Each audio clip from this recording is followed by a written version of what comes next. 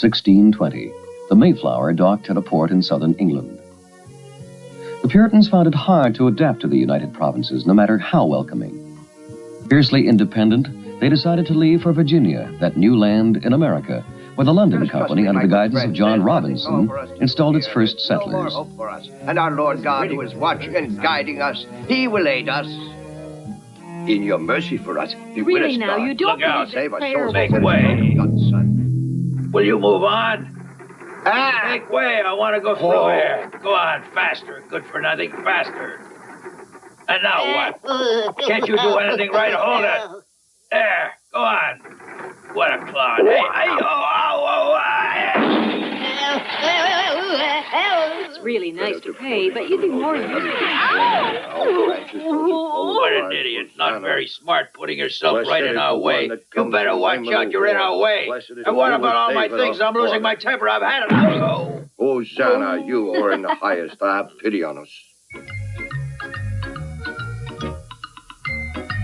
They'll never get him all on board. All right, keep moving, keep moving, keep moving. Come on, come on, we're going to miss the boat. Step on it. But you were after us. What? I'm boarding the boat first. You won't be boarding before me. I'm getting mad now. Just wait your turn. There'll be places for everyone. And so what? Let's go by here. Oh, well, of course, but of course, go on. You're ahead of me. Come on, let's go. You want a speedwell? Do you have any room for 2 more and a couple of things? I'll pay well. Well, get on board. Hey, hold it. My baggage.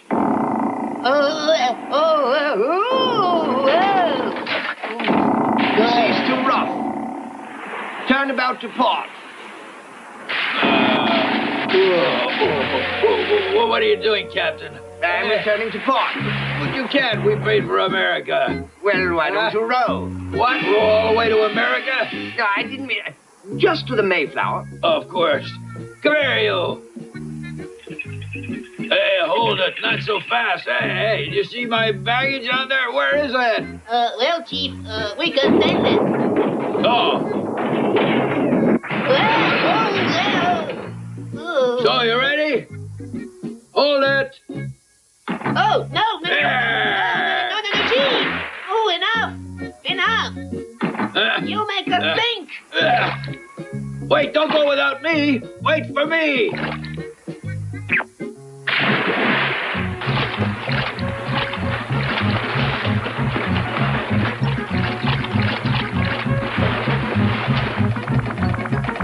Wait for me. I said, wait.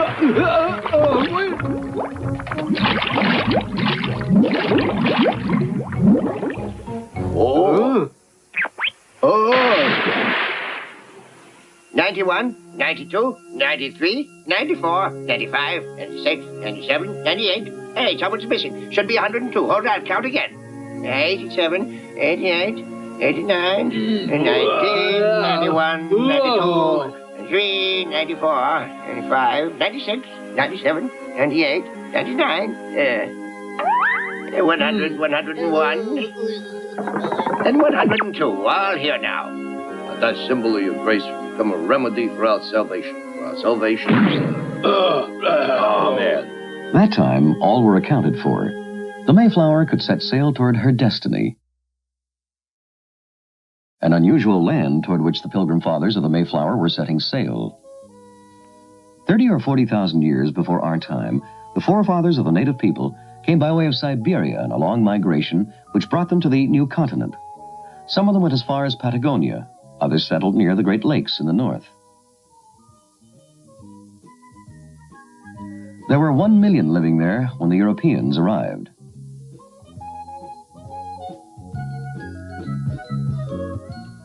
Hello, pretty young girl. May I walk with you? 1 million for a territory that was 17 times the size of France. And buffalo, 60 million buffalo. Well, why not me after all? They provided the Indian with all his needs. Meat to feed him, skins to clothe him, ligaments for his bowstrings, and bones for his arrowheads.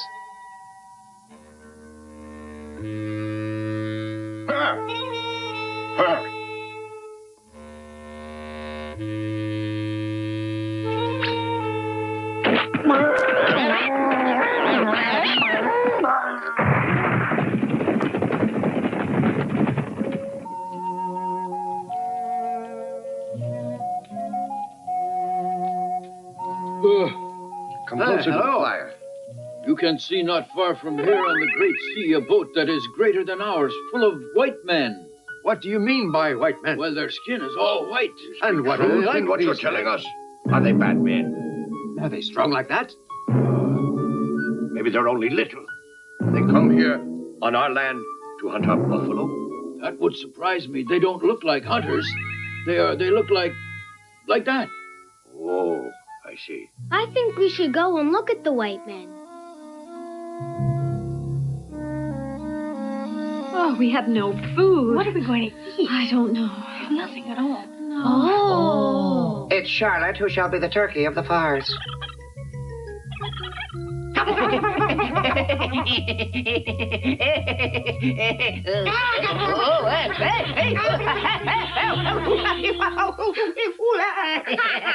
That animal has been sent by Satan. Well, no. It's the Lord God who sent it to us for the fullest satisfaction of his faithful.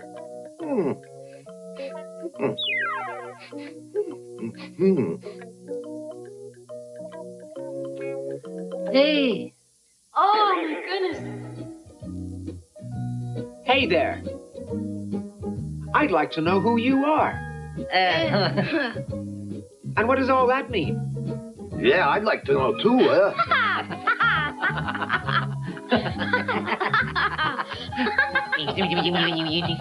It means that these kids are only savages. They're red devils. Hello. Hey.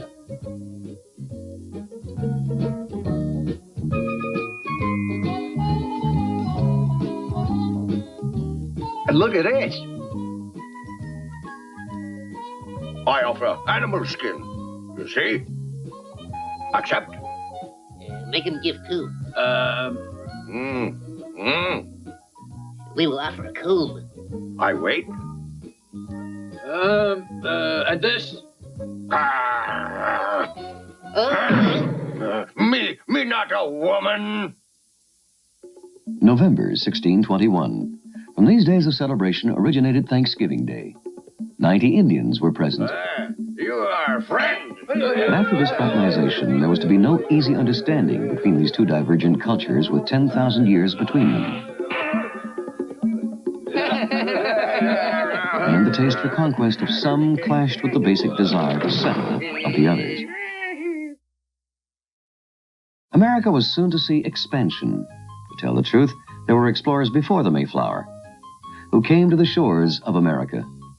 The Vikings with Eric the Red in the 10th century. On October the 12th in 1492, when Columbus discovered America, that America was to become the cause of some misunderstanding. First of all, it was on an island in the Bahamas that Columbus landed. Inspired by Marco Polo and thinking he had discovered India, he called the natives Indians.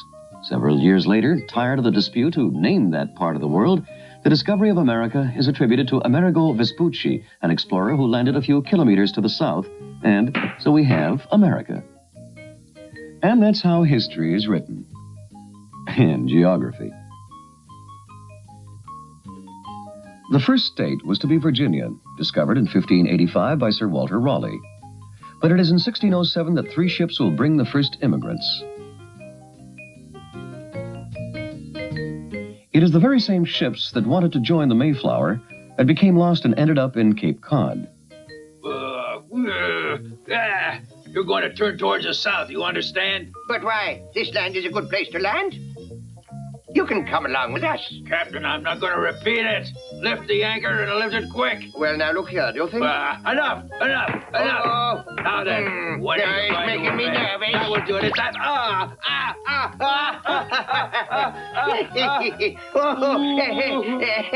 Hold it. Lives and resides with you in the unity of the Holy Spirit, and so be it. As the immigrants in Virginia settle in, further north, the Frenchman is founding Quebec. His name is Samuel de Champlain, and he sees to the development of his city. Allied with the Hurons, he explores the country, colonizes it. Unfortunately, the Frenchman's native country is fertile, and he doesn't want to emigrate to a harsh land. 50 years later, there's still only 2,000 in Canada, of which 800 are in Quebec. And their heroism does little to increase their number. During that time in America, we get Plymouth, Providence. In 1626, a Dutch sailor, Peter Minuit, buys Manhattan Island from the Indians for $24. And so New Amsterdam is born. That wall will later be called Wall Street. In 1664, an English regiment led by the commander, the Duke of York, approached the city. The governor of that city was a hearty lad, a peg leg, Peter Stuyvesant.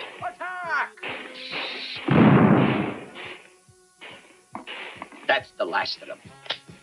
Sir, no more munitions. Short of munitions, Peter Stuyvesant had to surrender. New Amsterdam became New York. In 1663, the Carolinas were founded, land of cotton and landed aristocrats. You've made a good deal. Look at that. In 1665, New Jersey appears on the map and develops.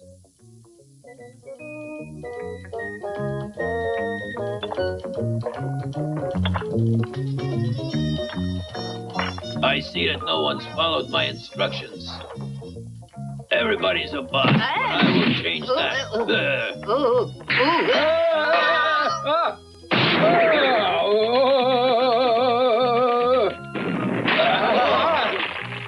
Huh?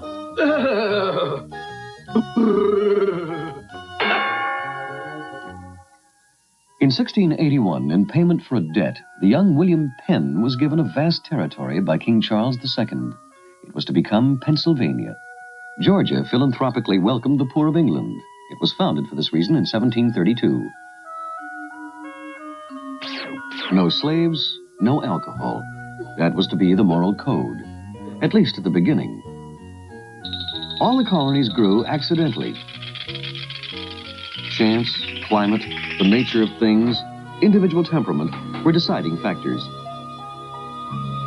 But there was a long way to go before those scattered colonies were to become fused into one nation. The 13 colonies ran along the coast to an inland depth of 100 to 300 kilometers. To reach farther, they would have to deal with the Indians. Yes, at first, everything went fine. Me listen. Perfect. Would you sell us part of your territories? You'd be well paid, huh? What do you say, huh? Understand me? You want us to sell our land? Let us think. Uh,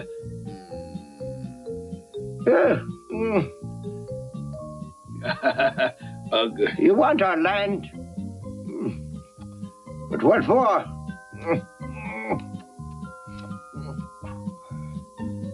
A very curious idea. And why not also you buy our water and our rivers? The clouds in the sky. The fire. Well, why not buy? Because they are for everyone. Why don't you take whatever you need?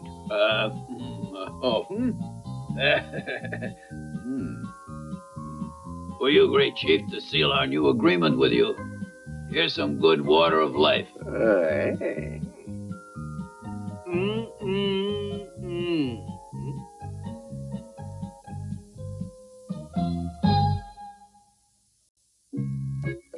And so that's that.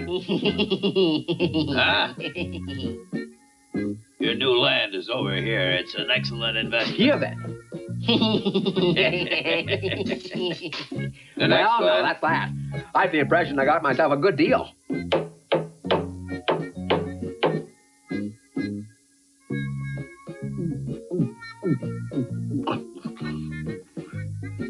An Indian girl, guys. Hey, you. But why build these walls? So we won't get Hey, robbed. it's not too bad. Okay. Come on. Ah, there. Huh? Nice. Don't go away. I won't bite. Yeah.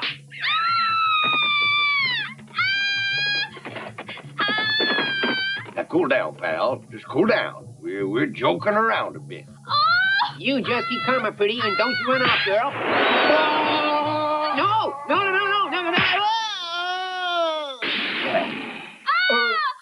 Oh!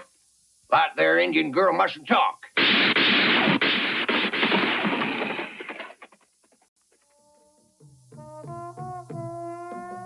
Oh. What a mess. Why'd they do such a thing? Well, it's awful. What now? Good property, huh? And a quiet neighborhood. Without any doubt, business wasn't too good in that part of the country. This land is worth nothing now. We best get out of here.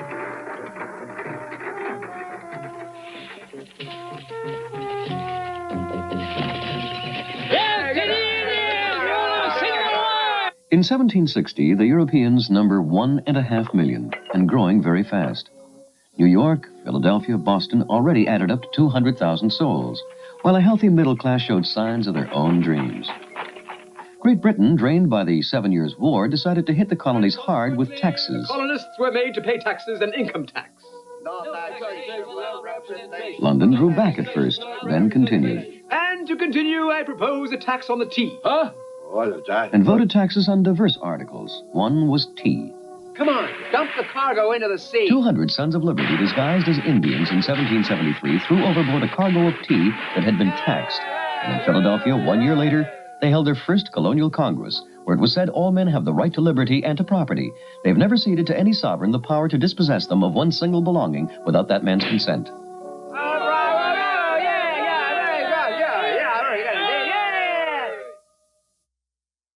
February the 2nd, 1775, in the Parliament in London, Massachusetts declared itself in a state of rebellion. It was agreed to blockade the colonies. Already after the Boston Tea Party, George III had said, this time, the die is cast. The colonies must submit or conquer.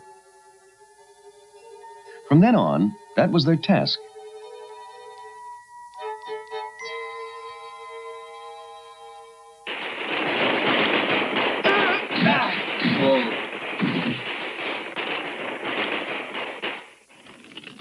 Sir, the English are fired on us.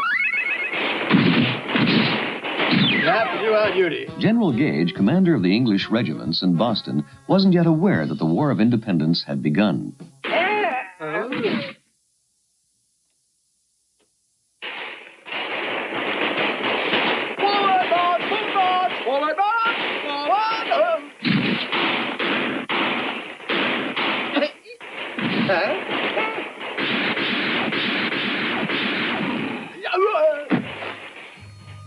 What did these rebels really want?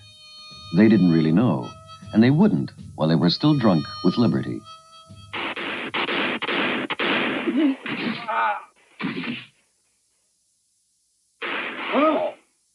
To declare them rebels and to proceed from one mistake to another, the English were pushing them towards the only issue, that of independence.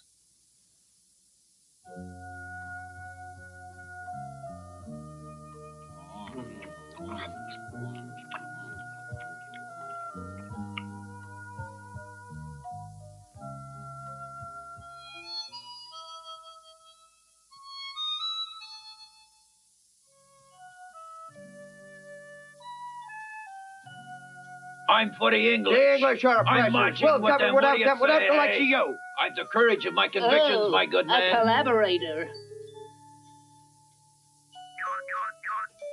Hey. All right. Well, if that's the way it is, adieu. June the 15th, 1775, George Washington is appointed commander of the American troops. There was such a shortage of everything that Franklin even foresaw the use of bows and arrows. 2 days later, the 17th of June, 1775, was the raid on Bunker Hill. Fire!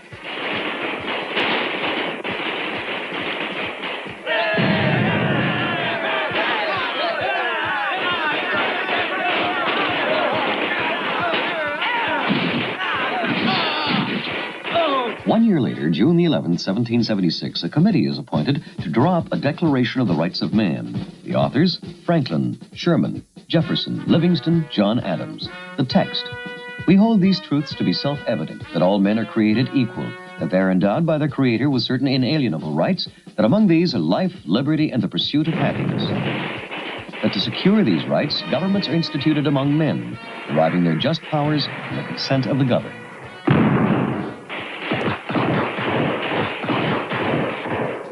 The outcome of armed combat is not always predictable. But the English General Howe refuses to negotiate until the Declaration is abolished. On October the 17th, 1775, the English troops are defeated at Saratoga, and it is then that France jumps at the chance to revenge itself for the 7 Years' War. It allies with Franklin in a treaty and gets into the conflict, bringing the heavy support of the regiments of Lafayette and Rochambeau and the French Navy. On October the 19th, 1781, the English are defeated at Yorktown. The English General O'Hara walks towards the French commanders Lafayette and Rochambeau to surrender. But the Frenchmen direct him towards an American officer, whose uniform is not quite as remarkable, George Washington. Their independence is recognized in 1783, and the United States will gain considerable territory. 1803, Louisiana sold by France. 1819, Florida. 1820, Maine. 1845, Texas. 1846, Oregon. 1848, California, Nevada, Utah, Arizona ceded by Mexico. Coming from Ireland, Germany, England, immigrants flood in by the millions, and the population jumps from 3 to 25 million. Since it was difficult to settle in the coastal cities, there was the migration to the west. What are you doing in my wagon? Keep it moving!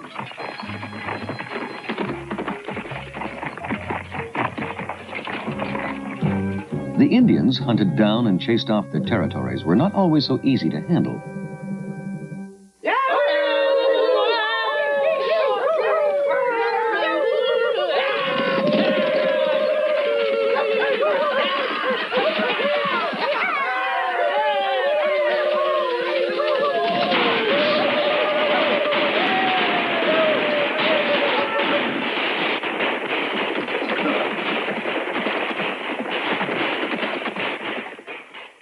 One day in January 1848, a young man, James Wilson Marshall, accidentally makes a discovery.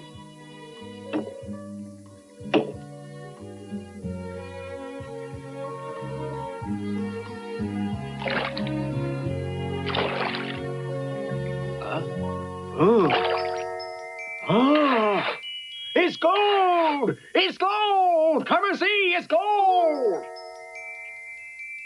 Oh. Oh.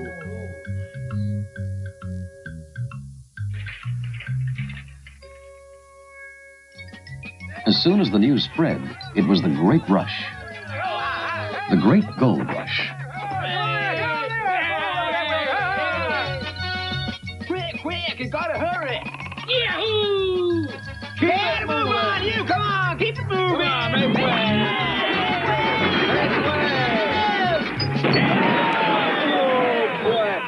You better watch what you're doing. There's feverish activity around the gold territory. Oh.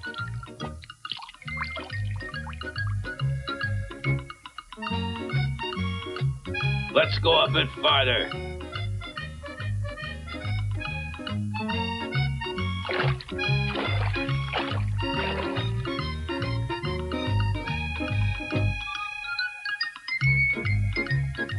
Oh, there, a great big one.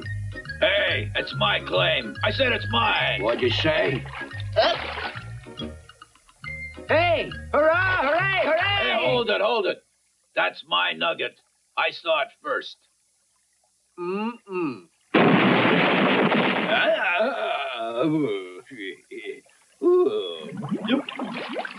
And so our good friends decide to go south. Just the South alone is almost as big as Europe. 6 million white men, 3 million black men. Slaves. For centuries torn away from their native Africa, treated like objects. In spite of the law in 1808 forbidding slave trading, the import slave trade is as brisk as ever. In Virginia and Maryland, black men were bred like cattle for slavery. In the North, there was more and more vehement to slavery.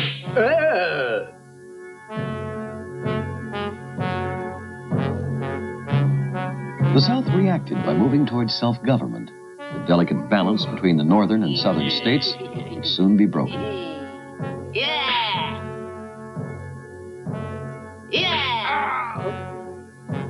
The new president, Lincoln, made hopeless injunctions for unity in the nation. On the 12th of April, Fort Sumter was attacked by the South. That was to be the first act of the War of Secession, during which the stature of Abraham Lincoln would grow.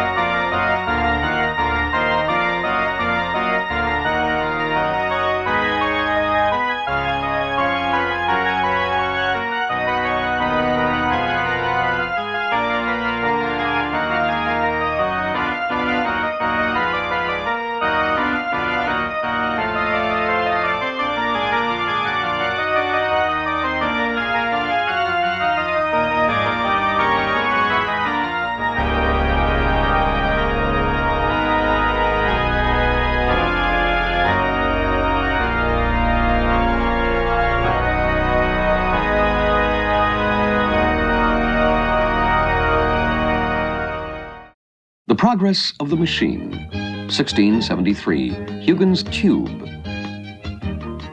1695, Papin's Pot. 1700, Savory's Machine. 1705, Newcomen's. 1765, James Watt's Machine. 1770, Cugnot's Trolley. 1801, Trevithick's Machine. Almost a locomotive. 1829 in England. When the Europe of the Vienna Treaty was at peace, Napoleon's defeat at Waterloo was the event that gave Britain its supremacy. Look here now. That little island was soon to rule over more than please don't 240 million people. Well, are you through? Yes?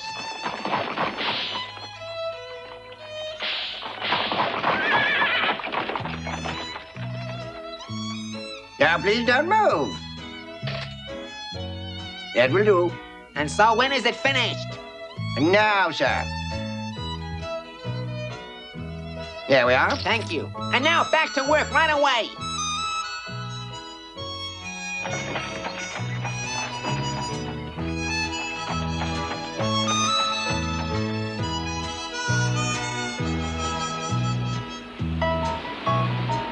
Look, there's the boat now.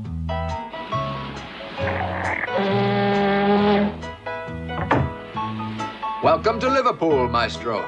Mr. Stevenson, I suppose? Maestro. Hello, hello. It's right this way. Thank you. Sir, if you don't mind. Thank you. Might we stop here just for an instant? But of course. That thing over there seems very interesting. It's prodigious. Really, that's what I call progress. And believe me or not, within no time at all those engines will work with steam, you mark me.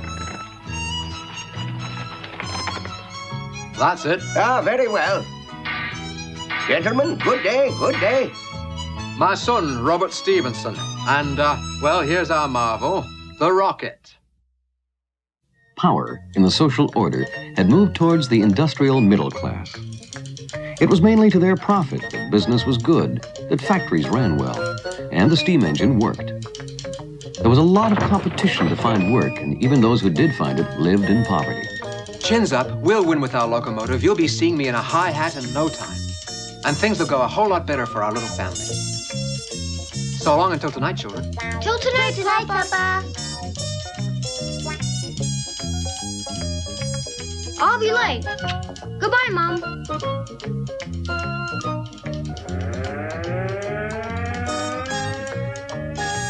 Hold it.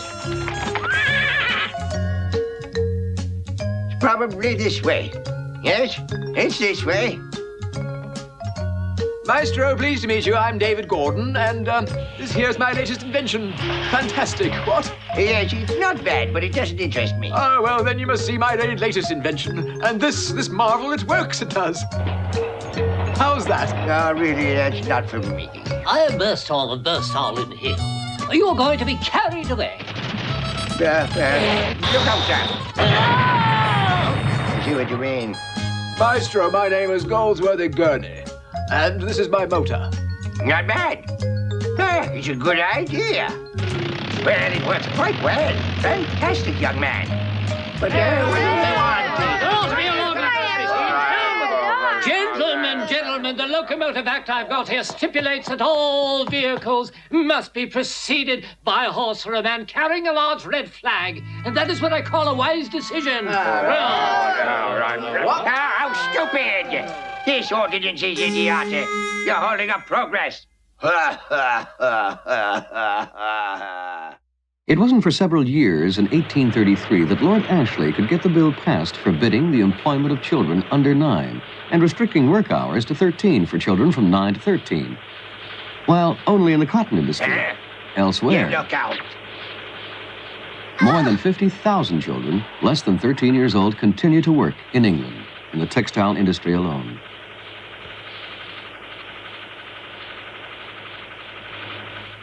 What else are the bloody situations? Better work conditions. Have nothing to eat. About it, then. Exactly, yes, sir. We gotta go on. Tell me, my good friend, why are they all shouting? Oh, the union delegation looks like they're off petitioning the town hall to ask for improvements for work conditions in the factories for manual laborers. And those are the new customs, sir. Most unspeakable, sir. What? It's an out-and-out obstruction to liberty in our work. Thank you, sir. It was only in 1842 that England passed a law preventing women and girls and boys less than 10 years old to work in the mines.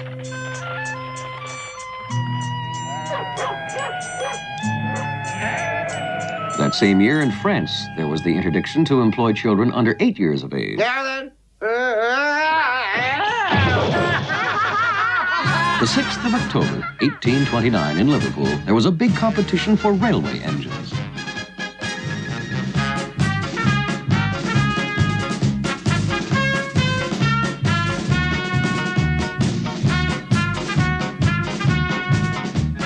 My dear, if you want to know the truth, there is no good reason to believe that those damn machines will ever be of any real utility.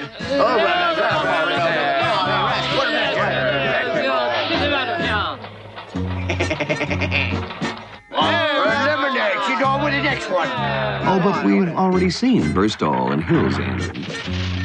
I wonder how they'll get on this time. Eliminated, then the next. Well, here's The One and Only by Mac Worth. Oh, One and Only. The one and only is eliminated. The Novelty by Braithwaite and Erickson.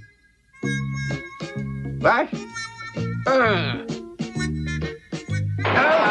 Eliminated, then the next. Stevenson's Rocket.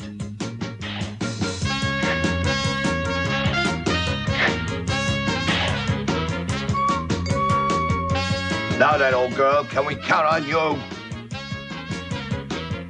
Let 30 people board my machine. Climb on the wagon. Wait for me, I'm going. Pardon. Wait for me. I'm interested. I wouldn't miss this. Now bring up the pressure to maximum.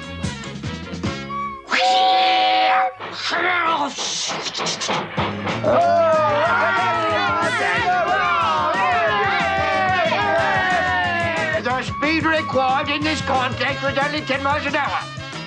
And hold on, folks, because the speed of tank, Boss Stevenson, was a good 30 miles an hour. After ordering 2 rockets from Stevenson, Maestro was to return to France, where serious events awaited him. July 1830, the people were to raise the barricades to get a monarchy more liberal than the retrograde one of Charles X. Caught up in the movement, the Belgians revolted and proclaimed their independence on October the 1st, 1830. Everywhere in Europe, the oppressed people were stirred up. In England, the railway triumphed. But not without some difficulty. Public order is disturbed. Yes, and the cinders are setting fire to our harvest. Yes, our harvest and our property too. Yes, all the smoke is poisoning our livestock. And us too. I demand they construct some walls high enough to be able to block out those horrible engines. And I protest formally that no railway be built near the university. And so in 1842, when the young Queen Victoria wanted to borrow a train, a daily newspaper warned the Queen to be less daring or run the risk of causing a great national catastrophe.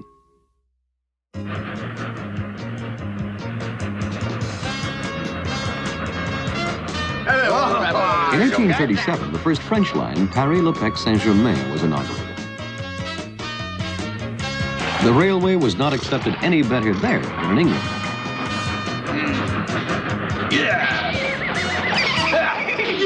It'll never be more than a child's toy or an amusement for the Parisians, prophesied Monsieur Thiers.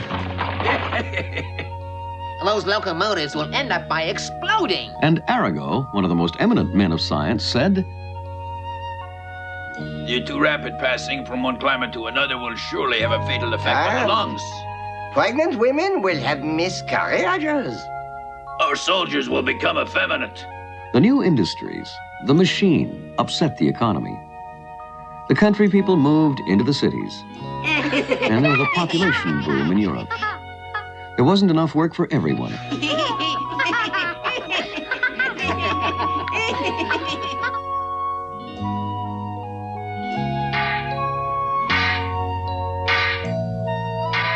Can I help you, Father? No, thanks. For what I got to do, it's not worth it.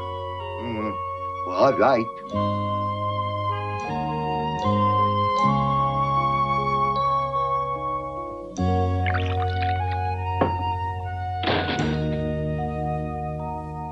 Hey! Oh, why the alcohol? Well, why? Is there anything else to do? There's work to do. I've heard of a great railway underway not so far. I'm sure there's lots of work for you and me. Oh, that would surprise me. But why? Our trade is working in iron. You might be right, so we'll try it.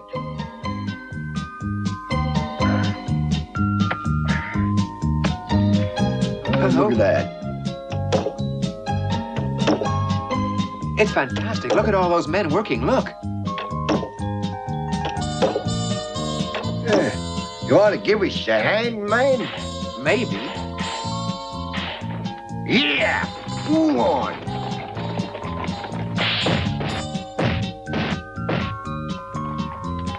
Doesn't it look like a beehive? It's fantastic. Come here, mule.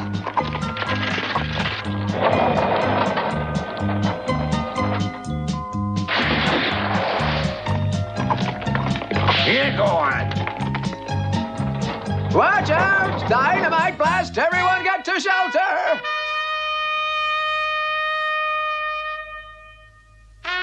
Better run to a shelter. Our sappers have blown out a huge block of rocks that was blocking the way. And the train will run right over the bridge. Is it here that you hire men?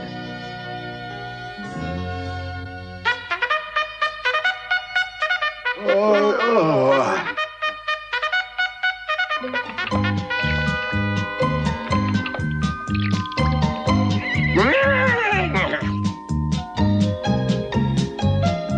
More to the right. More to the right. Perfect.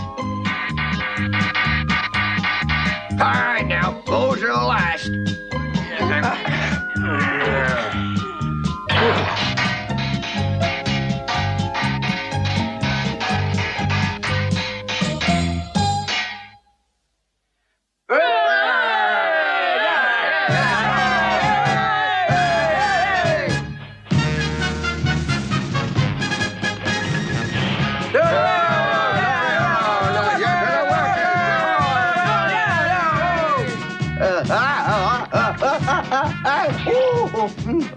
Thank you.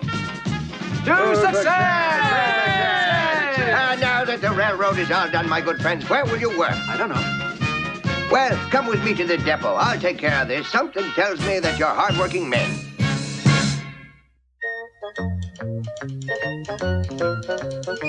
During Louis Philippe's reign, it was no longer the absolute monarchy in France. It was the absolute bourgeoisie.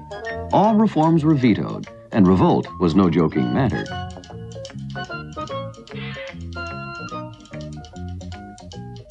Nevertheless, society was booming.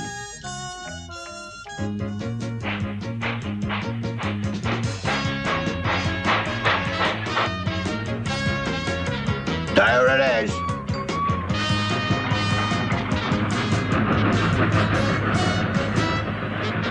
I am your servant. Can I help you, missy? Hey! Hey! Hey, come on, let me get in. Don't push like that. Come on, let me get in.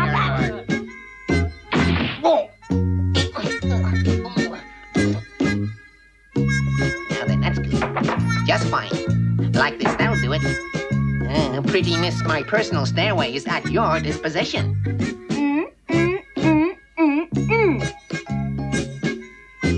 Oh. Let's see now. Oh dear. Now then.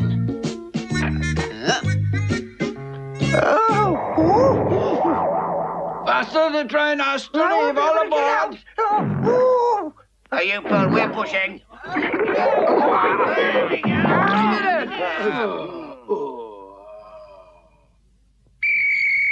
And the railroad progressed in spite of its problems. I can predict that the rapid succession of images will be the cause of serious inflammation of the retina.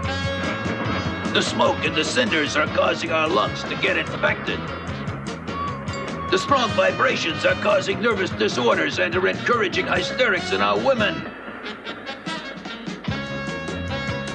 The dangerous part of traveling by rail is all of those drams. Look at these beautiful covers. Who wants to buy one of these to cool you? Oh, me, I'm interested. That's sixpence. There you are. And this, listen, an absolute marvel. One might say it's the invention of the century. And with this, a voyage is like staying at home. Huh? Well, nobody's buying. This. I bet this object will interest you. Look at these cushions. It's lovely for your back. Me, I'd like to buy one. And with that, you'd like to buy a cup of tea? Why, of course. Try it. Too bad. And you, mister? I'm taking no tea. Let's see now. And this? And now, look at this. You could buy all kinds of alcohol. The latest passion for menfolk. Hand mirrors and plenty of sweet things. And all the little conveniences for women. And these braces to hold their trousers up. Curling irons, pastries, jams, and jellies. You're sure to find everything you could want to buy. Now then, let's see. Good. Yes. There now. At last. Yes, it's not bad. But I can't be too short. We'll go. I've got it. Well, now, like that, and so this time it'll work for sure. And the year 1842 would bring the horse-drawn tram. And also... Let's go.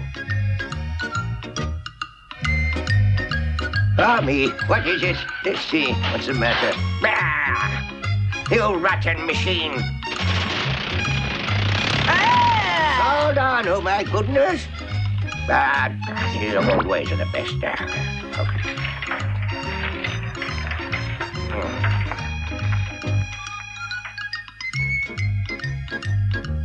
See you soon.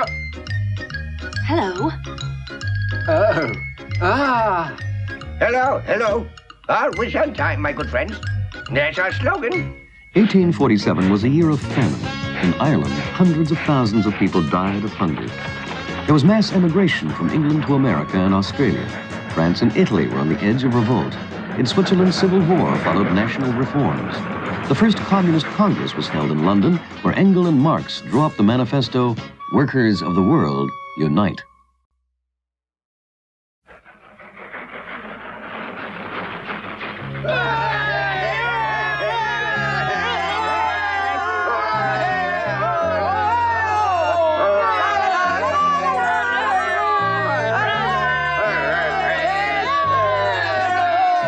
(1848). In France, Louis Philippe's government still refuses any kind of reform.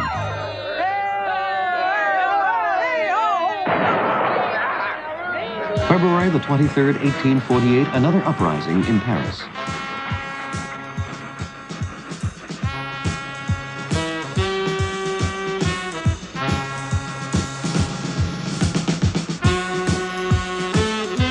We shall all remake the Republic.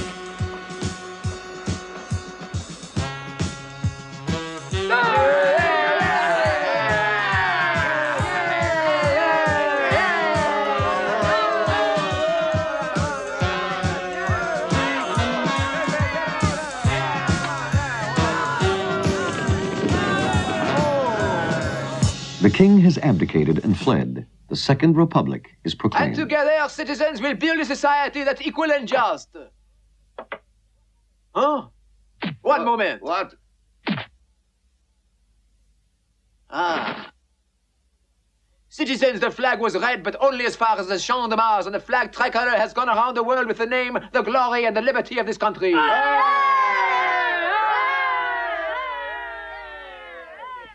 Allons enfants de la patrie, le jour de gloire est arrivé. In but a few days, the spirit of revolt had spread abroad. The countries of the German Empire, Baden, Hesse, Nassau, Württemberg, Saxe, Hamburg, revolted. The beginning of March, Austria's turn. The Hungarians, the Czechs demanded their liberty.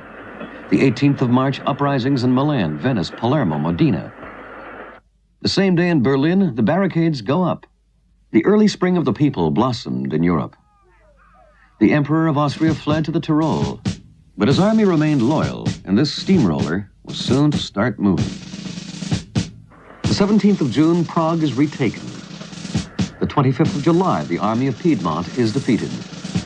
In August, with the help of the Russian army, they crushed the Hungarian rebels. In October, Vienna is taken. In France, the government is made up of bourgeois who deplore socialism. With the National Workshops affair, there was the outburst of working-class riots, crushed severely.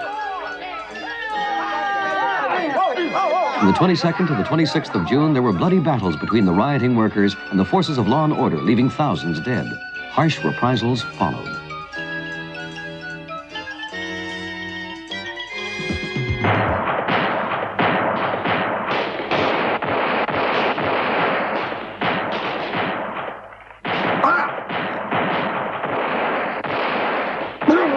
Until then, we had the workers and the bourgeois on the same side of the barricade. But that was over now.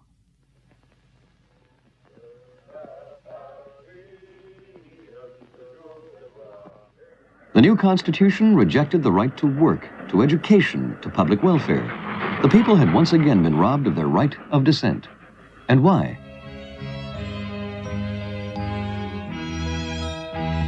It happened only to the urban worker, and it terrified the peasant who elected the majority in the assembly.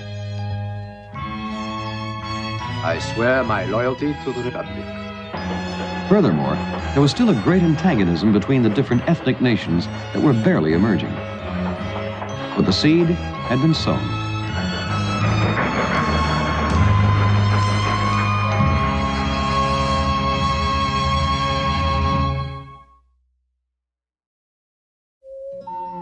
Years passed.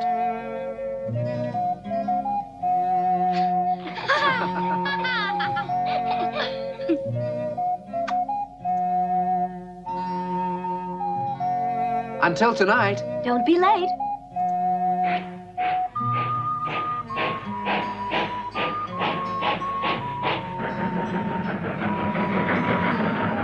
Bye. Bye. Bye, Dad. The speed limit for trains was now 120 kilometers an hour.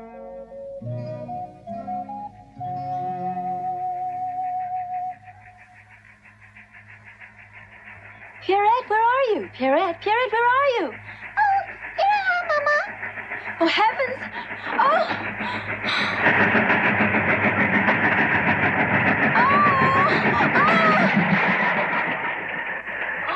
Oh!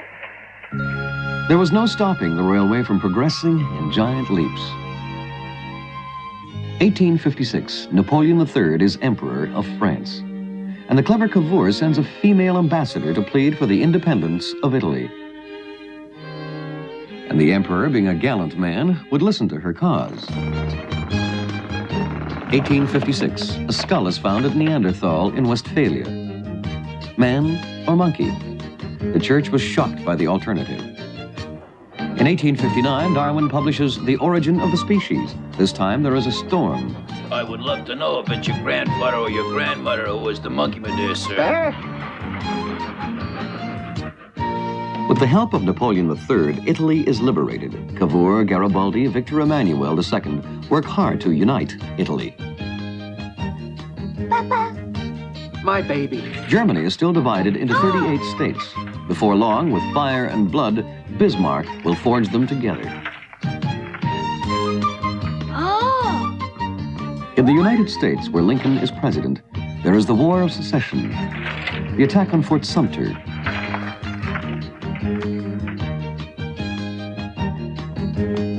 Queen Victoria's England is at its height under Prime Minister Palmerston. And the railways of the world were still developing. When a mountain could not be spanned, it was dug into. 1864, in the Dordogne, on an inner wall of a grotto, paintings were discovered. This time, the alternative was clear. Either the monkey who did the artwork was a great artist, or man and mammoth had coexisted. Karl Marx published Das Kapital, the Pan-American. The parts of the different ends, two railway trunks, had run for 300 kilometers without meeting. And finally, their junction in 1869. The same year, the Belgian Graham invents the dynamo. Electricity wasn't far off. 1870, the Franco-German War, instigated by Bismarck. With fire and blood, German unity.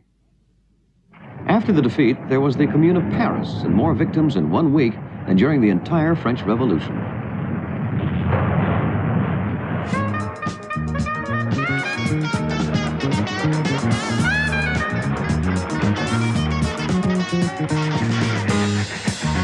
In 1876, Graham Bell invents the telephone.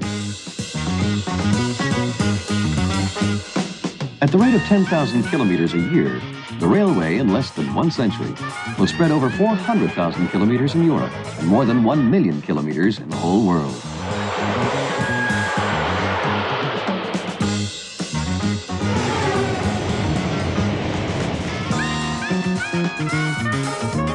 The railroad, lifeline of the peoples of the world. Would it bring them closer together?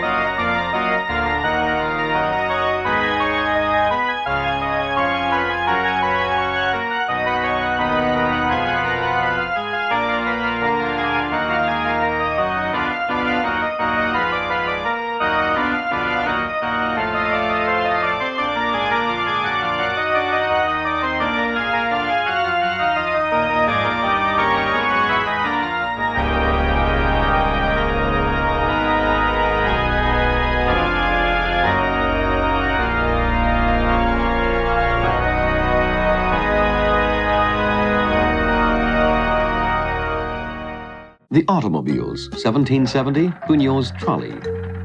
1828, Gurney's tugboat. 1833, Hancock's Enterprise. 1859, Ricketts' boiler. 1875, Bully's Dependable. 1894, Levasseur's Panhard. Don't move anymore. That's it. Let's have the next one, please. And now, gentlemen, are you ready? Yes. Give us the signal. We're all ready. No, one moment, just one, please. Don't move anymore. A photo of me, too. 1894, Paris-Rouen, the first automobile race. And so, gentlemen, you will all agree, this is not actually a race. It's dependability and endurance that is important. You have 8 hours to do 126 kilometers. It's impossible. No one can do it in that time. And go! Only animal traction was not allowed. And so there were cars with levers, with pendulums, hydraulic motors, compressed air and compressed water. And go! There were also electromagnetic vehicles, combined with liquids, weights and gas, and many others. But none of them were able to pass the preliminaries, that is, to go for 50 kilometers. Oh, that's smart. Go on. Faster, faster. Well, sir, I bet we show him. Faster! Oh? They're mad. They must be doing 20 kilometers an hour. Hey, get up there! 1 year later, in June 1895, the Bordeaux-Paris Rally would open the era of car racing. And this time, the ground covered was 1,200 kilometers. Get set. And go. Go on. And go. And go. Yay! Stick to it. That's it. That's it. Go. Yay! We're catching up with the bends. It's the Peugeot number 8 that worries me. Did it pass us? Oh, well. Well, that's one less. Stick to it. Well, at least it was close. Pardon, monsieur. Bad and Goulet's latest thing.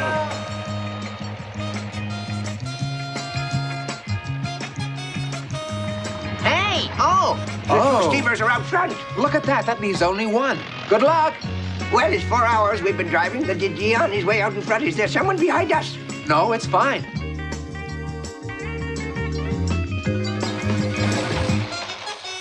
They're going to fly off. They're doing at least 30. Now we're really in the lead of this race. They're never going to catch up with us. Say, Chief, how'd you like to play a joke on them? Well, why not? Well, how about this? That's a good joke, no? Go on, faster! Yes, sir. You go straight. Oh, boy, what's that? I'm going to complain to the prefect about the state of this road. It's scandalous. This won't be the last they'll hear from me. What's this? I would have thought that Bordeaux was much bigger. Huh? You'll never catch up with the Didier. Make way! Make way! It's never game. 5 minutes. Yeah. You just keep it up. You bet, Chief. It's in the bag. Do you see what I see? Oh, no, I'm going Another crazy. 5 minutes, Chief. Who's going to win? Steam, more powerful but more fragile than petroleum. Petroleum. In 1859, a certain Drake found some petroleum in Pennsylvania, which incited a certain Rockefeller to found a certain company, Standard Oil. And a young American mechanic tinkers around and builds a car that runs by gas and can't get through the door. His name was Henry Ford. Ah, we've arrived in Bordeaux. Turn around. Right away. Do you see what I see? Have you repaired it yet? My goodness. Are you good for nothing? Yes, sir. And it's the triumphant arrival of the winners. 1900. Europe has 400 million inhabitants. Asia, 900 million. America, 150 million. Africa, 120 million. White power dominates the world, except for Japan. The slave trade had been a source of considerable revenue in the past, but now it was a small-time business. During the time of colonization, things were done on a larger scale. Populations and all their resources were to be exploited. We can't leave half the globe to ignorant people, said the economist Leroy Beaulieu. It's our domination of these wretched people that will assure them peace and prosperity. Yes, the Anglo-Saxon race is the greatest ruling race that the world has ever known, said Joseph Chamberlain, a British statesman.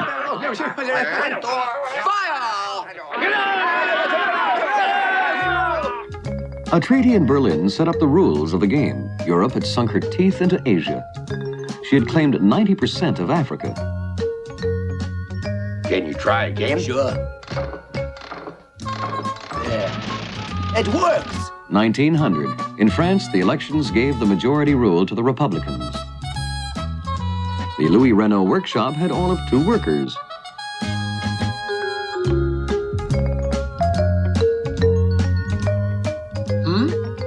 Yeah, I should go now. Well, yes, it should go now. Huh? Yes. Freud was into dreams, Max Planck the quantum theory, Pavlov conditioned reflexes, Rutherford the structure of atoms, and Einstein relativity.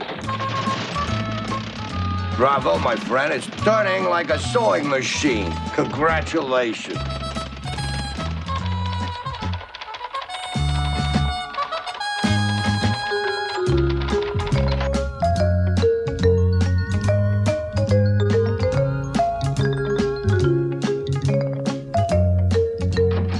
And so, Pierrette, you'll be ready soon? Yes, sir.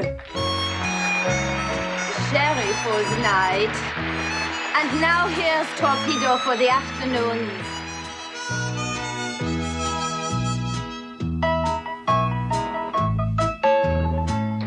Madame saw some nice things. Adorable, Sherman, a collection of originals. Oh, can we walk a bit? If you want, there's no real hurry. Oh, look at that picture. Not bad, huh? It's signed Picasso. It's a new style. Well, he's not about to become famous. Sure, that won't last forever. Yes, but it's more tiring. 1900. The first female lawyer is sworn in. And for some time now, women doctors are practicing. Girls are admitted to colleges. If there are several courageous female students at the Sorbonne, it wasn't until 1908 that there would be a female professor, Marie Curie. And what's the use of that kind of tunnel? Well, I've heard it's for some kind of a train. A train? Yes, and it would be called the Metropolitan. But how will we be able to breathe underground? Oh, well, that I couldn't say. What'll they think of next? Oh, the weather is splendid. And so what'll we do? Oh, please, could we all go canoeing? Sunday, it's too crowded. Make up your minds. Maestro will have a good idea. Follow me. Oh, let's stop. I'm worn out. Ah, come on. It's Sunday. We should have fun. Well, I'll stay here. This is just fine. Come see this sign here. Huh? It's cinematography. I've heard that you see all kinds of great things and sitting on a chair. That would just suit me fine. Come on, let's go then.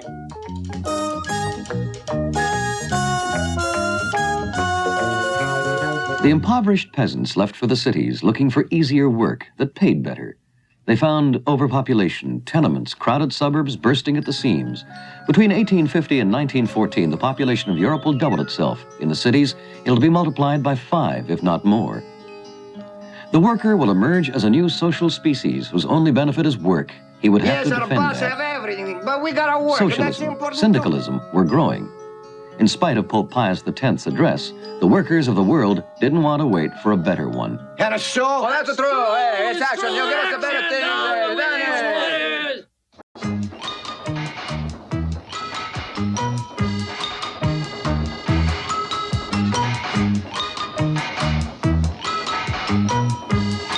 That's what modern times predicted.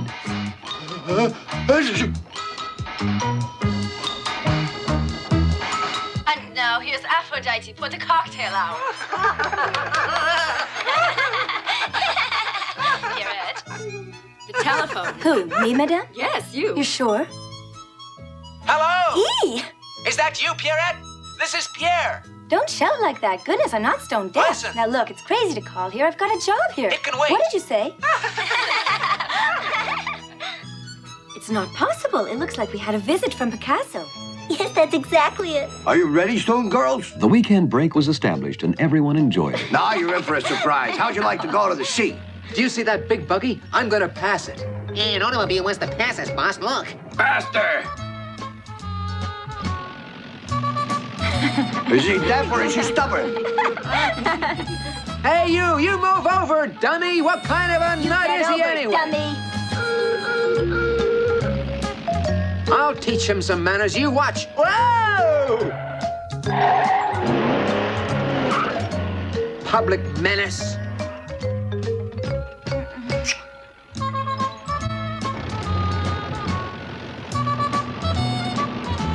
Go on, pass us.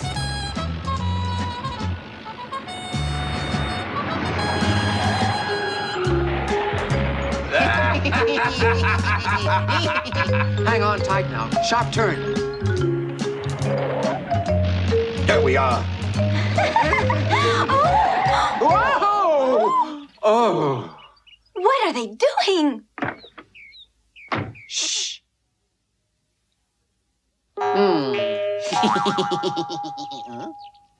What are you doing? Cleaning. Don't you think that's a strange way to clean up? Oh, no, you can go on through. You wait now. I'm gonna put you in your place and once and for all. Mama, no, boss, don't let him touch me. Something wrong here? No, I'm gonna box your ears now. One moment, if you please. Now, let's go. 1, 2. So, 1, 2. I'm waiting. 1, 2. 1, 2. 1, 2. On guard.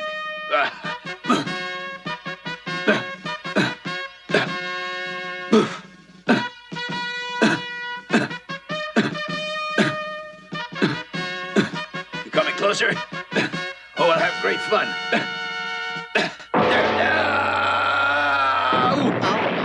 Oh, dear me. Boss?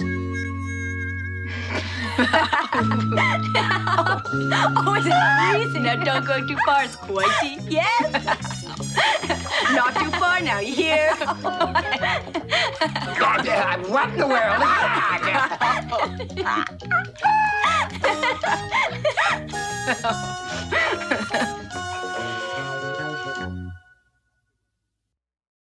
After Russia's defeat, the Japanese annexed Korea. These conquests sounded the death knell for European supremacy in the Far East. Now, please don't move anymore.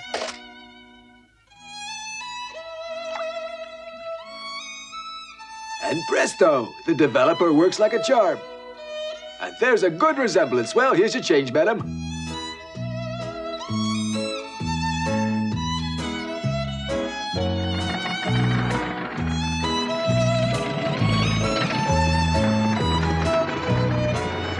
Look, there's where I used to work when I was a young girl. And often, I'd come here to have a look.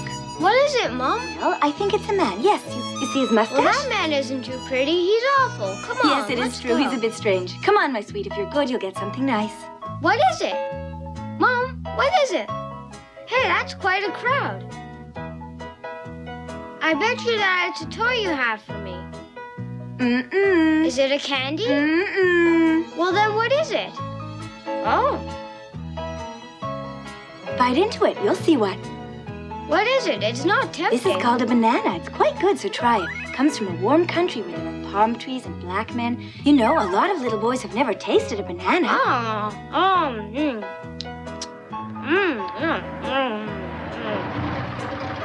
The Entente Cordiale was answered by the Triple Entente. The ponds were set up as mobilization proceeded. And what good is that big steel thing? The Eiffel Tower? You've got me there. I don't know. We must manufacture these things right away. It's urgent. Ah, there you are. My Dad! son. Now tell your papa what you've done, sweetheart. Yes, well, I ate a banana and it wasn't very good, but then I love my dad and Mom. Now that's the way to talk, my good boy. We must always be good and love our papa and our mama, that's true. And be happy, my children, but make it fast, because as you know, happiness doesn't last too long. In vain did Tolstoy, Dostoevsky, Verlaine, Rimbaud, Ibsen, Bjornson, and Strindberg cry out against a heartless universe. Who listened to them? The military powers wanted to pull it apart. France's need to strike back. Pan-Germanism, Pan-Slavism aroused the people. This time is perfect. I know that thing will never work. That, sir, is utopic. Well, and this won't work either? Evidently it won't work. What else you have there? Huh? Very well, gentlemen, I understand. Oh, he's not very patient.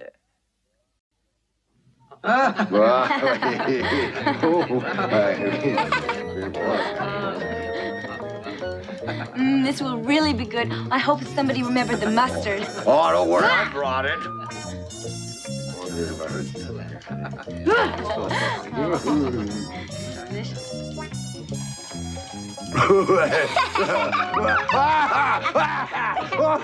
Stop it, you're tickling me. Compared to the economic crisis, war was welcome. It would put an end to dissension, take the uniforms out of mothballs. Oh no, it was too good to last. Hurry, let's get out of the rain.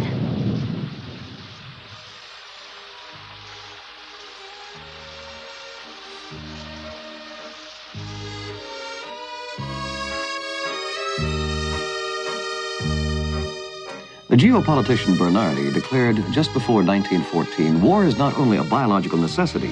In some cases, it is also a moral obligation, an indispensable factor of civilization. It's also true that the general is Prussian. And so, war, mankind's folly.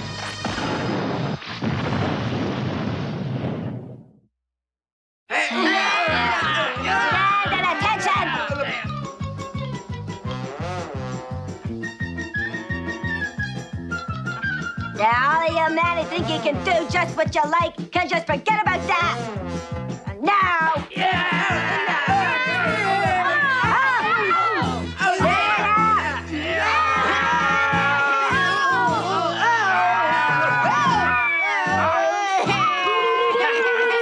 Those who resist will be attached to the stake to be tortured.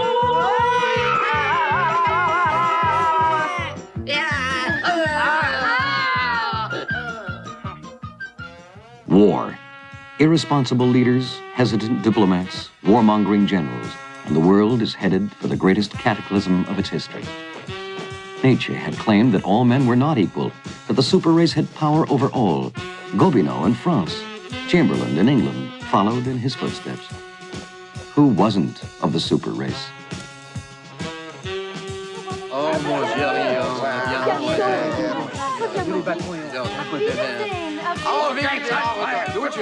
The Germans made a surprise attack on Belgium. In no time, they were only 24 kilometers from Paris.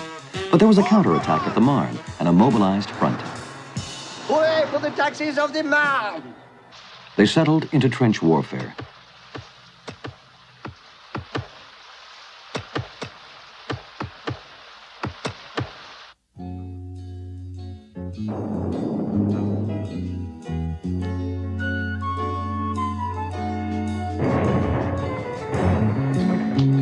On all fronts, attack and counterattack, non-stop. Attack! Attack! Can't you fight? Come on. Yes, sir. Ambush!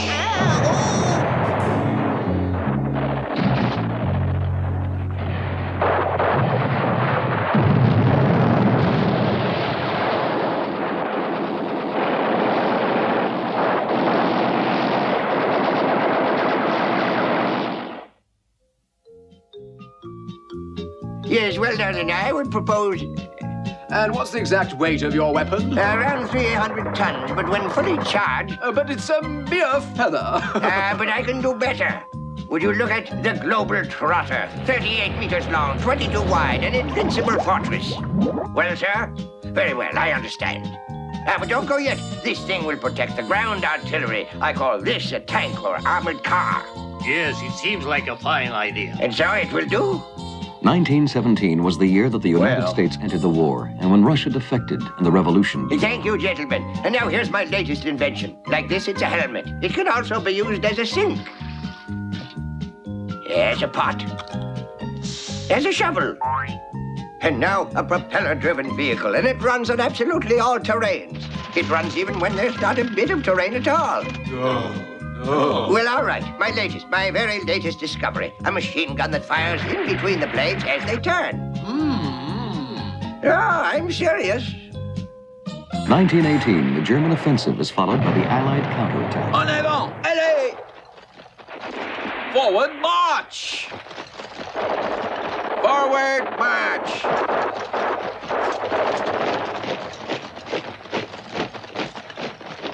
November the 11th, 1918.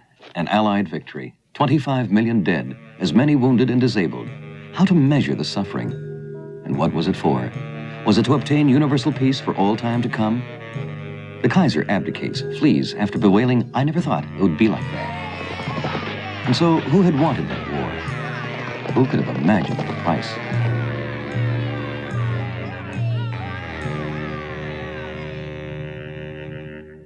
Let's look at Russia again, where history was being made.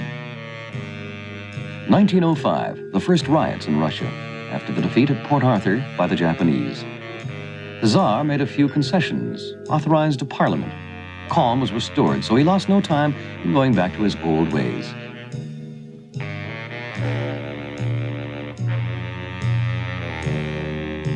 The poor little child's probably Yes. freezing. Would they at least give him some bread? Mm.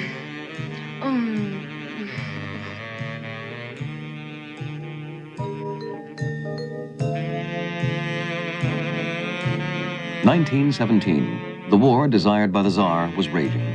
A modern war for which Russia was ill prepared. No munitions, no officers, no food. More than 7 million men are disabled.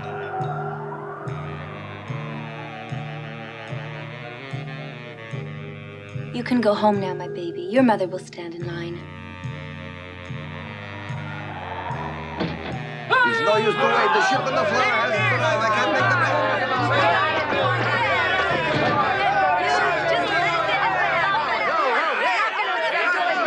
In the cities, famine strikes. The women can no longer watch their families perish. I can't go on anymore. We've got to do something. Follow me. We want bread. Now we want bread. For God's sake, give us food. Our children are starving. Bread. We want bread. Now. We want bread. We want bread. Bread. Bread. We want it now. Our children are starving. We want bread. And now.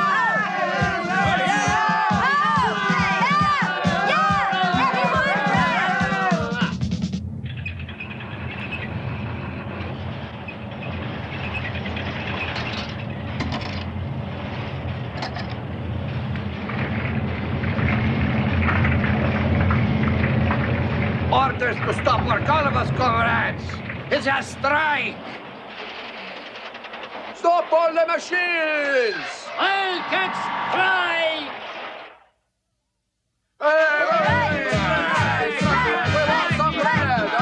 We are together, people. Look at that! The Cossacks. Wait.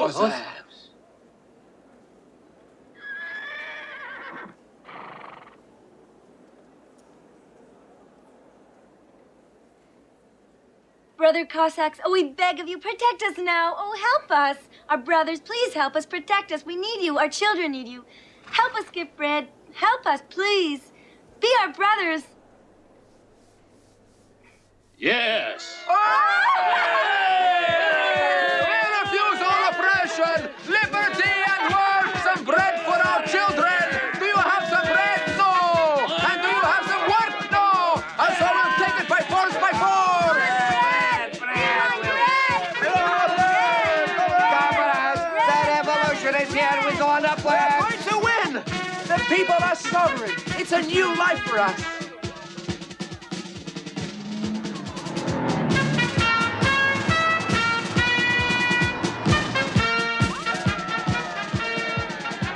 A man comes into this chaos, and the course of history is changed.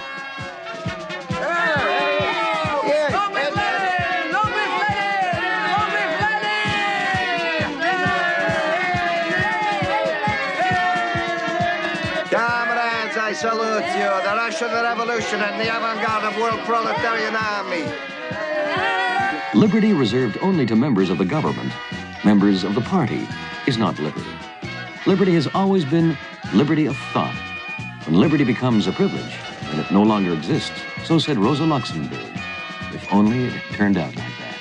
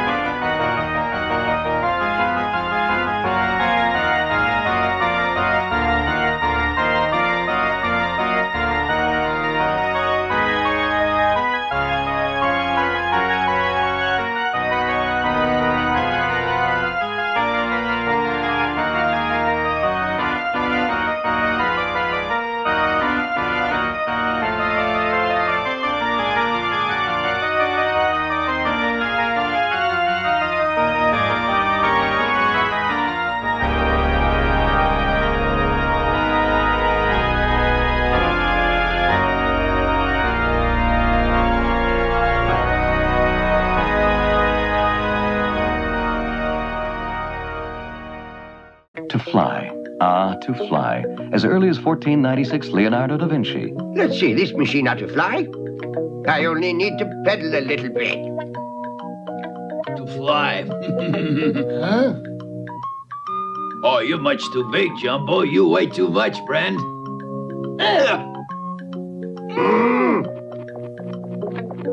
To fly. Since Icarus, man's eternal dream. 2 centuries later, 1678, Besnier's wings. 1742, Bach-Fils wings. 1806, Degain's ornithopter. 1854, Briand's ornithopter. 1868, a great step forward. Here's Stringfellow's steam engine triplane. Hey, look out! Thomas Moy's aerial steamer in 1875. Tatin's monoplane in 1879. How many far-fetched dreams, fertile imaginations, and vain hopes until they all became fragile reality. 1895, Otto Lilienthal flies. He's flying. Yes, Chief, there he goes. 1897, Clément Ader. Man could fly, he could, but he doesn't know how. He has to learn. 1903, the Wright brothers' first flight. 1906, the Santos Dumont takes off at Bagatelle. 1907, Voisin's biplane. The years that follow bring strange machines. The French airplane, the Danish Ellehammer, the American Russian, the American Signet, the English Safety, Hey, isn't that funny? the French Givaudan, Oh, and that the one. Italian Aero Curvo Ponzelli Miller, the French Davy, the English Edward Romboidal. In 1909, Blériot was to cross the English Channel. And the war in 1914, what use could be made of aviation? The English Avro, the German Rumpler, the Italian Macchi, the French Spad.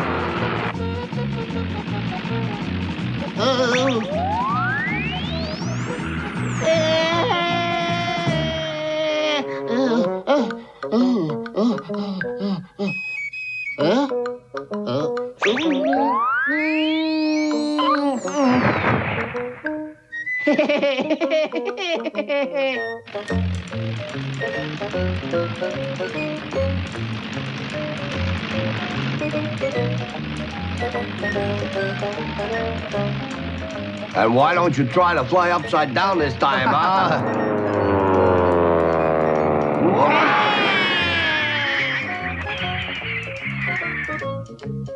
It's Robert who'll be replacing you during your period of convalescence. Good luck today, friends. There!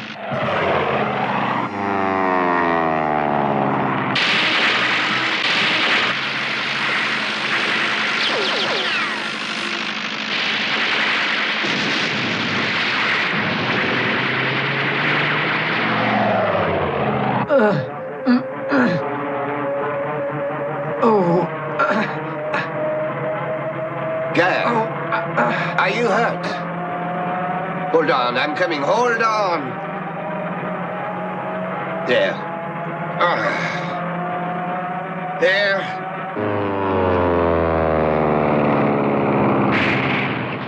There he goes. He'll be able to land now. Bravo, you guys! bravo!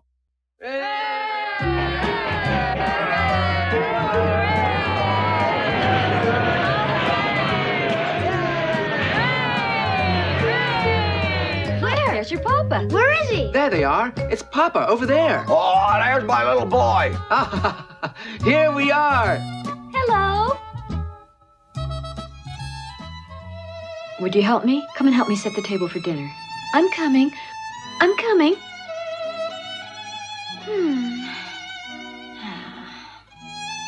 How do you like me, Mama? Oh. Oh, my goodness, what a sight. Oh, you're out of your mind. Isn't she, Pierre? Your mother's right, dear. That outfit isn't proper. But why? Now you listen, will you? I mean, can't you be modern? Now you be still. Hi there, everyone. Hope I'm not late for dinner. You're funny like that, you know. And with your short hair, you look almost like a boy. Well, in the next World War, I'll be a reporter, and I'll be the first to see... Bravo, Pierre, you dear photographer. Let's all drink to Robert. I owe my life to him. Without him, we wouldn't be all together tonight, my friends. Hey, Pierre, are you hurt?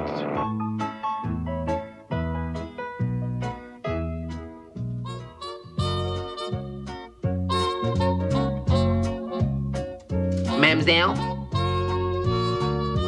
Would you like to dance? Oh. Would you stop bothering this young lady? Mademoiselle, would you want to be with this dance? Pleased to meet you. I am a very important person. President, Director General of a large company. And with me, you can expect to live what you'd call a dream life. And what's so funny? Ooh. Well? You late again, darling. I'm sorry.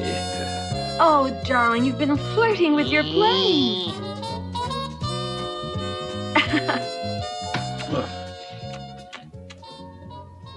Well, now, monsieur, during the war, I was... The Treaty of Versailles had just been signed. For some, it wasn't enough. For others, too much. It contained old grievances, the seeds of future conflict. There, sir. Here in the courier service, we don't want any war heroes or daredevils. We'll call you. Next, please. Thanks all the same.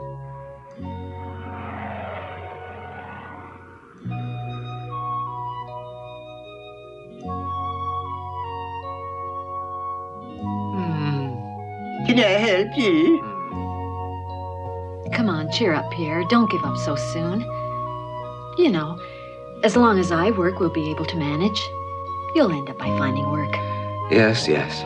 You'll see. And try not to sulk. I hear the children coming back. Hi there, Mama. Come on in. What's the matter? Hi there, my sweet Papa. Something wrong? I think that I'm finally going to accept that job as a mechanic, the one they offered me. And you, Robert?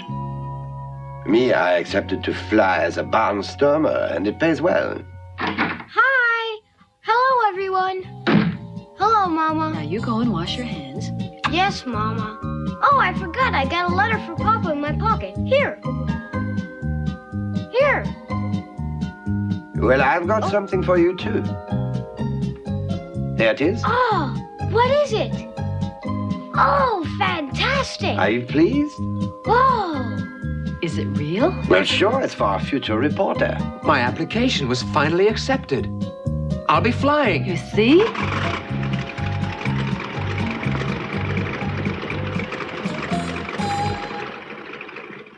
In 1920, the American Senate refuses to join the League of Nations, which clung to worn-out illusions. America isolates itself, breaks all its ties with a troubled Europe. The Psycho-Vanzetti affair confirms their decision.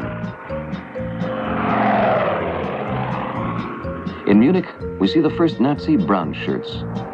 In Italy, Mussolini's black shirts beat down socialism.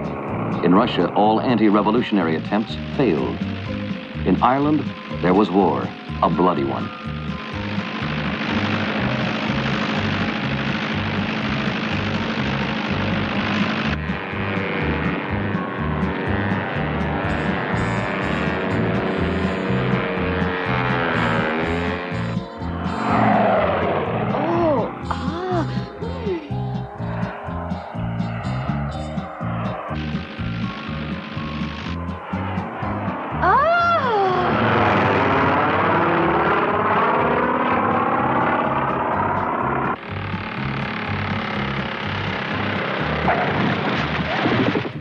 And so, how was that? One day you'll end up killing yourself. And above all, go easy, please. This machine is very powerful. Who's that? That's Adrienne Bolland. A pilot? She's an airplane pilot? And she's a good one. She's made a bet with Codon that if she makes a single loop, he'll give her the plane as a gift. But she won't make it, I bet. It's much too tough for a woman.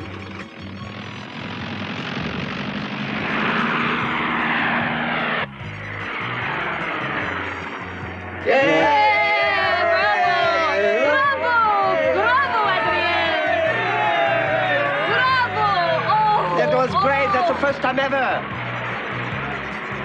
Oh boy, I'm impressed. She's fantastic. Yes, she's fantastic. In 1920, Adrienne Bolland is the first woman pilot to cross the English Channel. Robert, I want to learn to fly a plane. You, what? You're nuts. It's not something for women. And her? What's she? Oh, well, she's a special case. Yes, that's it. Me too. I'm special. It's out of the question. There's no use to insist. Well, I hope you've understood me. Now, just pay attention. Yes.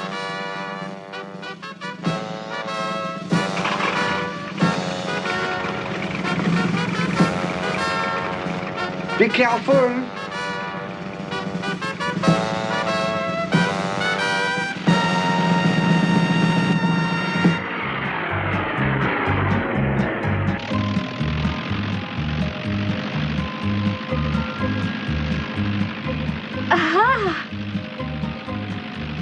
In 1921, Adrienne Bolland will be the first to fly over the Andes.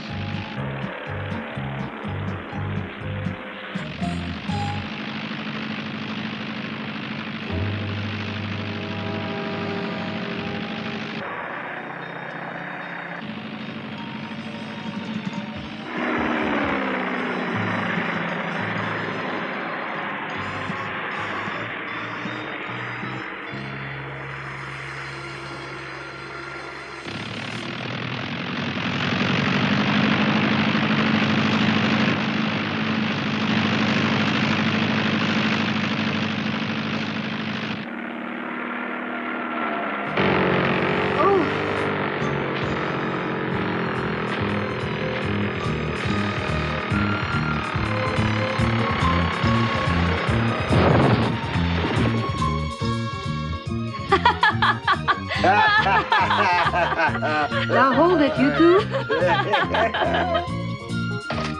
They treat themselves to the movies.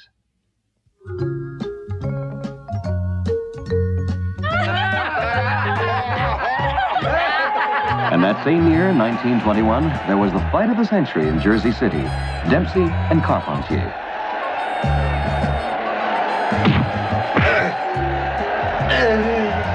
One, 2, 3, 4.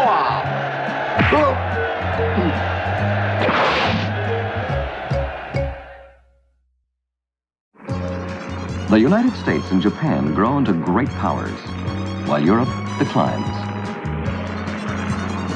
Democracy doesn't work, while fascism grows. In 1922, after a march on Rome by the not too impressive Blackshirts, King Victor Emmanuel cedes power to their leader, Mussolini, to form a government.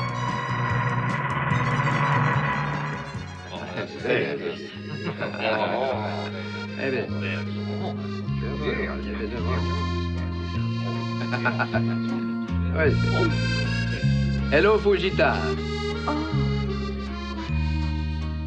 The latest news, get your news. Get the latest news here, latest edition. Can you sit down? I will paint your portrait. Not before I sell all my newspapers.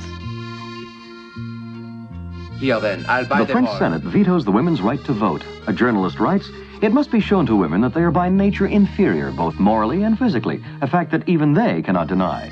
This French journalist's name was Jaloux. In 1923, a scandalous book, The Tomboy. Look, there's Ernest. Oh, folks, comment allez-vous, ladies? You want a drink? Okay, well, why not? In Russia, the Secretary General of the Communist Party, Stalin, tries to gain power. Thank you. In Germany, Hitler's attempted putsch failed pitifully. In Italy, the Black Shirts terrorized the people and won the elections.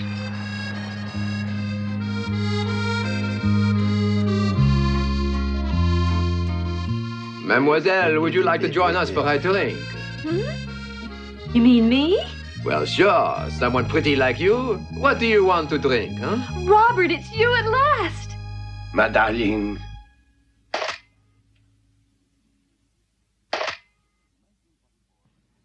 In 1924, in prison, Hitler writes Mein Kampf.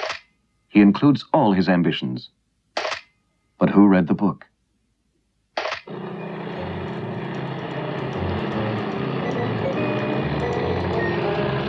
Tonight at my place, my friend, we dine together. Hello, it's me. At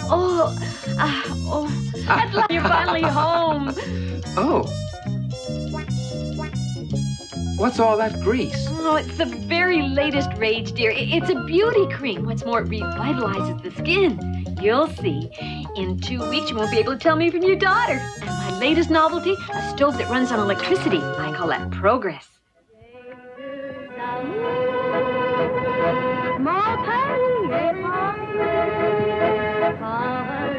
1925, Art Deco and black musicals are the rage in Paris. Hey, la fête de tout petit poton, Valentine, Valentine. Hey, Sur cette terre, ma seule joie, mon seul bonheur, c'est mon homme. 1926, in Belgium, the Crown Prince Leopold and the Princess Astrid live in a fairy tale.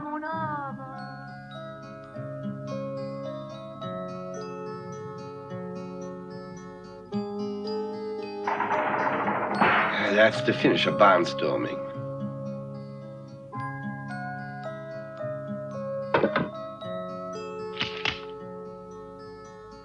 (1926) At the movies, Murnau's Faust.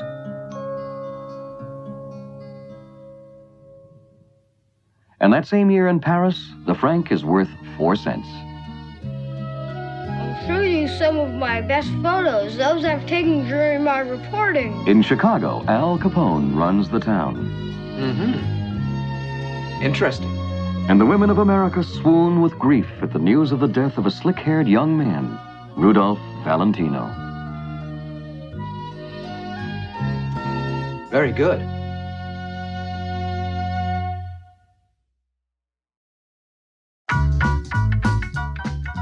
Come in, ladies and gentlemen. Come and see the very best review in Montmartre. The show is starting in a few seconds. Hey, you!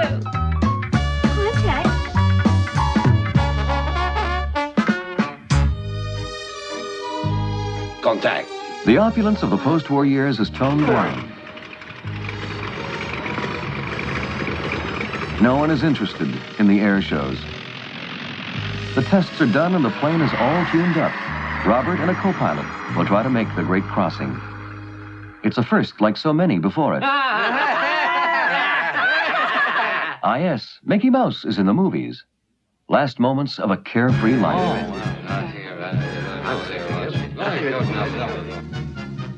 I'm sure that there's something. Hey, there they are. Hey!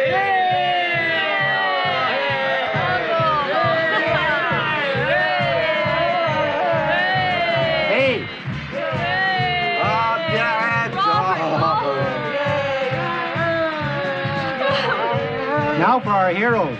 Don't move anymore. We all know that this day will be memorable. It takes a lot of courage to try this. Yeah.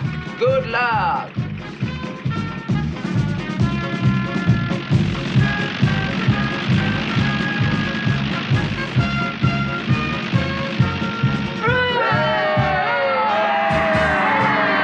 We shall never see Robert again or hear of him.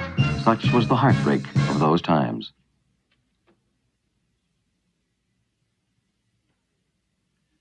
Now then, my darling, be courageous. And have some coffee from my new coffee pot. Would you look at this thing? The latest gift I got from your dear father, a radio. May the 21st, 1927, sensational news.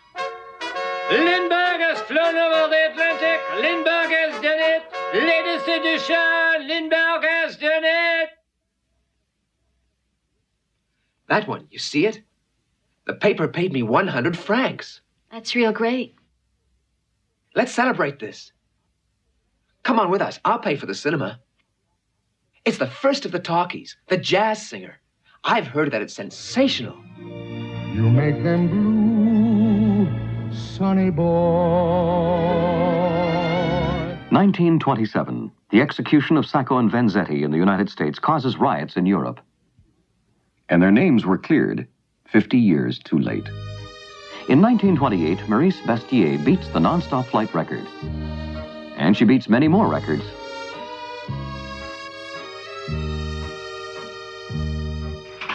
(1928), the Briand-Kellogg Pact, signed by 60 countries, outlaws war. Had the world grown up?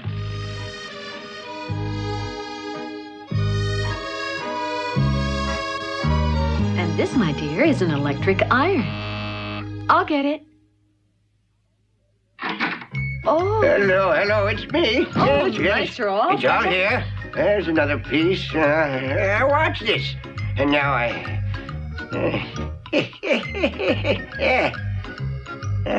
present my latest invention, a vacuum cleaner. And it cleans what? All your dust. It's electric. I'm going to give a demonstration. What's wrong with this thing? Will you cut that out? Come here. I said, come here. Yeah, did you hear me? Will you cut that out, you silly thing? No, I shall told immediately. Come down. Lie down. Yeah. Help me. Will you let go of me? I didn't think that machine had quite such a voracious appetite. Oh, that's not... Our New York correspondent has some alarming news about the American stock market. The economic crash threatens to capitulate the American nation into a serious economic crisis. The Wall Street crash, 1929. All hope for peace is dead. With the American Depression spread to the whole world, there would soon be 40 million unemployed. The post-war celebration was over. 1932, our young reporter friend Pierrot will be a privileged witness to the world-shattering events of his time. So long. See you soon.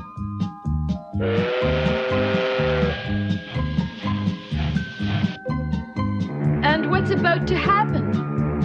To happen? Well, that was the end of the carefree years. The Depression brought the rise of fascism.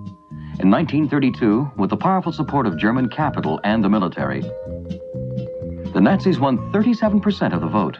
In 1933, Hitler comes to power with a vote of 89%. And to consolidate the nation, he uses racism, hatred for the Jews, as scapegoats for all that was wrong, and he mobilizes it. Italy was controlled by Mussolini. In most European countries, capitalism was bankrupt and hiding behind totalitarianism. In America, Roosevelt is elected, and soon there would be the New Deal. That same year, Amelia Earhart crosses the Atlantic. 1934 in France, the Stavisky scandal causes rioting. 1936, Hitler occupies the Rhineland. Hinter uns tretet an das große Werk der Rettung unseres Volkes.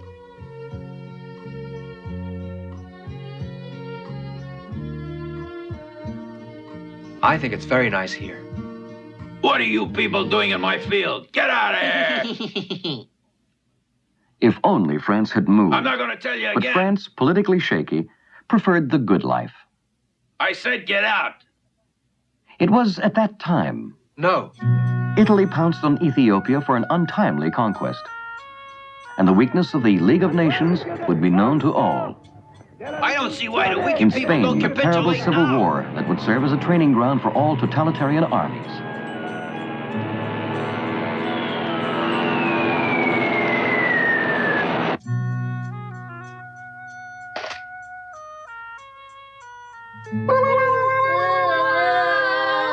In Soviet Russia, the trials and executions attained proportions greater than at any other time in history.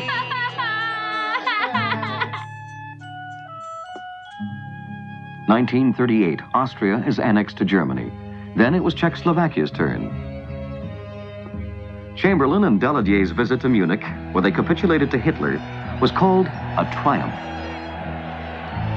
1939, to the amazement of the French, English, and Polish, Stalin signed a pact of non-aggression with Hitler, which left Poland wide open to him. And 8 days later, on the 1st of September, war.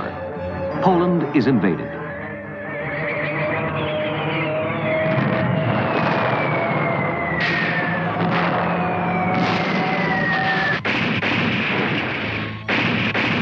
"61 nations, 100 million enlisted men would fight in the war. War dead, more than 50 million.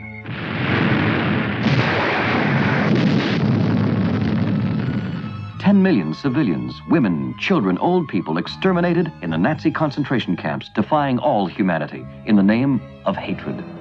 The Enola Gay flies towards Hiroshima.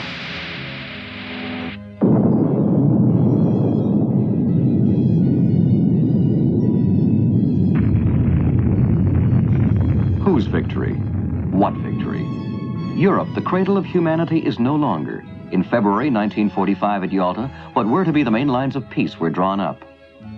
A shaky peace that was based on a balance of terror. And what of man in all this? Man, barely able to stand on his own 2 legs.